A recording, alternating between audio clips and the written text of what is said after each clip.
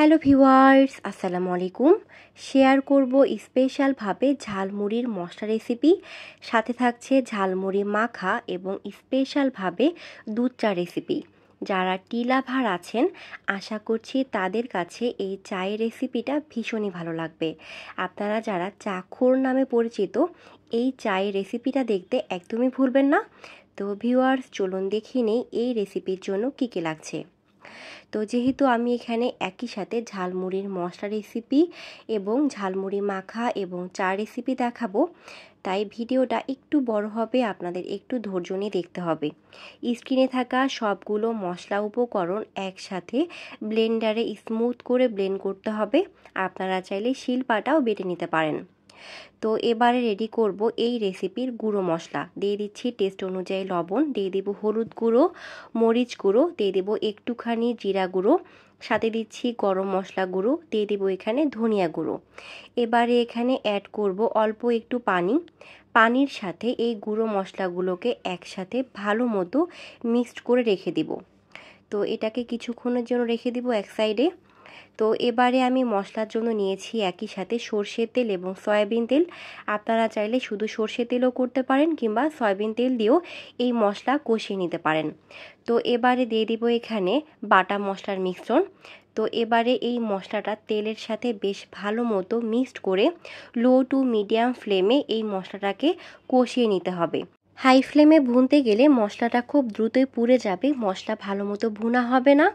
তো low to medium ফ্লেমে একটু সময় নিয়ে মশলাটা ভুনলে মশলার কাঁচা স্মেল চলে যাবে এবং মশলাটা খুব ভালো মতো ভুনা হবে এবং এটাকে দীর্ঘদিন রেখে খাওয়া যাবে। তো বেশ কিছুক্ষণ ভুনার পরে মশলা থেকে ঠিক এরকম তেল ছেড়ে দিয়েছে। তো আশা করছি আপনারা দেখে বুঝে নিয়েছেন যে মশলাটা কিভাবে ভুনতে হবে। মশলা ভুনার এ পর্যায়ে দিয়ে দিব এখানে গুঁড়ো মশলার মিশ্রণ। তো এই মশলায় অবশ্যই পানি অ্যাড করতে হবে, না হলে সরাসরি গুঁড়ো মশলাগুলো দেয়াতে তেলে মশলাটা পুড়ে যাবে এবং খেতে তিতা লাগবে। তাই অবশ্যই একটুখানি পানি দিয়ে মশলাটাকে সময় নিয়ে ভালো মতো ভুনতে হবে। মশলা ভুনার এ পর্যায়ে এই মশলা থেকে খুব সুন্দর স্মেল বের হচ্ছিল, মনে হচ্ছিল মাংসের মশলা। তো এই মশলাটা আপনারা দীর্ঘদিন রেখে খেতে পারবেন, মিনিমাম 1 মাস। তো আপনারা যতদিন রেখে খেতে পারবেন তার উপর ডিপেন্ড করে মশলার পরিমাপ এবং তেলের পরিমাপটা বাড়িয়ে কমিয়ে নিতে হবে। তো অবশ্যই মশলা থেকে তেলের পরিমাপটা বেশি থাকবে। তো দেখুন এ পর্যায়ে বেশ খানিকটা তেল ছেড়ে দিয়েছে। তেলটা অবশ্যই মশলা থেকে বেশি হবে, যেহেতু এটা ঝালমুড়ির মশলা। তো ঝালমুড়িতে আমি এই তেলটাই ব্যবহার করব, অন্য কোনো তেল দিব না, তাই তেলটা অবশ্যই বেশি রাখতে হবে। তো এর বেশি কিন্তু মশলাটা ভাজলে মশলাটা তিতা হয়ে যাবে, খেতে আর ভালো লাগবে না। তো এই পর্যায়ে আমি এখন মশলা নামিয়ে নিব। তো এই মশলা রাখার জন্য আমি এরকম একটা ছোট কাচের বয়ম নিয়েছি। তো এই মশলাটা একদম ঠান্ডা করে তারপরে বয়মের মধ্যে ভরতে হবে, গরম অবস্থায় ভরতে যাবেন না। তো এ পর্যায়ে আমি এখন একটা চামচের সাহায্যে এই ছোট কাচের বয়মে মশলাটা রেখে দিচ্ছি। তো আশা করছি আপনারা দেখে বুঝে নিয়েছেন যে আমি কিভাবে পুরো কাজটা সম্পূর্ণ করেছি। তো এভাবে মশলা দিয়ে মুড়িটা মাখালে মুড়ি মাখাটা খেতে কিন্তু বেশ দারুণ লাগে। তো এভাবে আপনারা মশলার তেল সংরক্ষণ করে যখন খুশি মুড়ি মাখিয়ে খেতে পারেন। তো এই হচ্ছে আমাদের ঝালমুড়ির স্পেশাল মশলা। তো এবারে তৈরি করব ঝালমুড়ি। তো আমি এখানে ঝালমুড়ি মাখানোর জন্য নিয়েছি এখানে ছোলা, সাথে নিয়েছি চটপটির বুট বা ডাবরি বুট। এটাকে আমি ওভারনাইট ভিজিয়ে রেখেছিলাম। আপনাদের হাতে সময় কম থাকলে মিনিমাম 5 ঘন্টা ভিজিয়ে রাখতে হবে, তাহলে সিদ্ধ করতে খুব একটা সময় লাগবে না। তো এগুলোকে আমি বেশ ভালো মতো ধুয়ে দিয়ে দিচ্ছি কড়াইতে। দিয়ে দিব টেস্ট অনুযায়ী লবণ, দিয়ে দিচ্ছি এখানে হলুদ গুঁড়ো। তো এই মশলাগুলোর সাথে বুটগুলোকে বেশ ভালো মতো মিক্সড করে নিব। এবার দিয়ে দিব এখানে মশলা ধোয়ানো পানি। আমি যে বাটিতে ঝালমুড়ির মশলার জন্য গুঁড়ো মশলা তৈরি করে রেখেছিলাম সেই বাটিটা এখানে ধুয়ে দিলাম, সাথে দিয়ে দিচ্ছি পানি। তো এবারে সবগুলো উপকরণ একসাথে ভালো করে মিক্সড করে এটাকে সিদ্ধ হওয়ার জন্য দিয়ে দিব। তো আপনারা চাইলে প্রেসার কুকারও সিদ্ধ করতে পারেন। তো একটা ঢাকনা দিয়ে ঢেকে দিচ্ছি। তো এগুলো সিদ্ধ না হওয়া পর্যন্ত আমাদের অপেক্ষা করতে হবে। তো এরই মাঝে যদি পানির প্রয়োজন হয় আপনারা চাইলে প্রয়োজনে পানি অ্যাড করতে পারেন। আমি মাঝে একবার পানি অ্যাড করেছিলাম। তো এবারে ঢাকনা তুলে দেখব যে সিদ্ধ হয়েছে কিনা। তো এখানে যে পরিমাণ পানি আছে পুরো পানিটাকে শুকিয়ে না যাওয়া পর্যন্ত অপেক্ষা করতে হবে। তো আপনাদের একটু দেখিয়ে নিই এই ডাবরি এবং ছোলা বুটটা সিদ্ধ হয়েছে কিনা। তো এটা একদম পারফেক্টভাবে সিদ্ধ হয়েছে। তো আপনারা নিশ্চয়ই খেয়াল করেছেন যে আমি এখানে ঝাল দেইনি কারণ ঝালমুড়ি মশলার মধ্যেই ঝাল দিয়েছিলাম এবং মুড়ি মাখানোর সময় কাঁচামরিচ দিব। তো যখন এ পর্যায়ে আসবে এটাকে নামিয়ে নিতে হবে, ঠিক এরকম শুকিয়ে নামিয়ে নিতে হবে। তো ঝালমুড়ির জন্য আমি এখানে কিছু উপকরণ রেডি করেছি। তো আপনাদের একটু দেখিয়ে নিই যে আমি এখানে কি উপকরণ নিয়েছি। তো এখানে রয়েছে চানাচুর, সাথে নিয়েছি এখানে চোচা সহ শসা কেটে নিয়েছি, সাথে নিয়েছি কাঁচামরিচ কুচি। তো এখানে নিয়েছি লেবু। তো আমি লেবুর যে খোসাটা আছে সেটা এরকম করে ছোট ছোট করে কেটে নিয়েছি। সাথে নিয়েছি 1 পিস লেবু, সাথে রয়েছে টমেটো, সাথে রয়েছে এখানে পেঁয়াজ কুচি, সিদ্ধ করা ছোলা ডাবরি এবং সাথে রয়েছে এখানে বাদাম। তো ঝালমুড়ির জন্য যা যা উপকরণ লাগে সবগুলো নেয়ার চেষ্টা করেছি।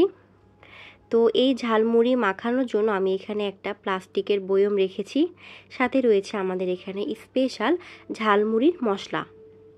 তো এবারে এই বয়মের মধ্যে কেটে রাখা সবগুলো উপকরণ আমি নিয়ে নিব। তো এবারে দিয়ে দিব এখানে স্পেশাল ঝালমুড়ির মশলা।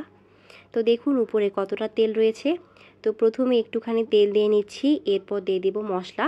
তো এই মশলার সাথে কিন্তু পর্যাপ্ত পরিমাপ তেল আছে। তো যতটুকু লাগে আমি এখানে মশলা এবং তেল দুটোই দিয়ে দিচ্ছি। সাথে দিয়ে দিব এখানে মুড়ি। তো আপনারা আপনাদের প্রয়োজন মতো মুড়ি নিয়ে নেবেন। তো এবারে দিয়ে দিব এখানে ধনেপাতার সস। তো যেহেতু আমি এখানে ধনেপাতা নেইনি তাই সস দিচ্ছি, আপনারা চাইলে এখানে ধনেপাতা ব্যবহার করতে পারেন। তো এবারে বয়মের ঢাকনা লাগিয়ে মুড়িটাকে বেশ ভালো মতো ঝাঁকিয়ে নিতে হবে, ঠিক যেভাবে ঝালমুড়িওয়ালা মামারা এরকম করে বয়মে নিয়ে মুড়িটাকে বেশ সুন্দর করে ঝাঁকিয়ে মাখিয়ে নেয়। তো এই তো মুড়ি মাখানো হয়ে গিয়েছে। তো এবারে এই মুড়িটাকে আমি একটা বাটির মধ্যে ঢেলে নিব, তাহলে আমার সুবিধা হবে। তো একটা বাটিতে ঢেলে নিচ্ছি। তো আশা করছি এই মুড়ি মাখা আপনাদের কাছে বেশ ভালো লেগেছে। তো সবগুলো মুড়ি নিয়ে নিলাম। তো এবারে ঝালমুড়িওয়ালা মামাদের যে একটা ভাইব আছে, মানে কাগজের ঠোঙ্গা, ওটা আনার জন্য আমি একটা কাগজের ঠোঙ্গা তৈরি করেছিলাম। তো এই ঠোঙ্গায় এখন মুড়ি নিয়ে নিব। তো এটার মধ্যে খেতে কিন্তু বেশ দারুণ লাগে। তো আমি সবগুলো মুড়ি নিয়ে নিলাম।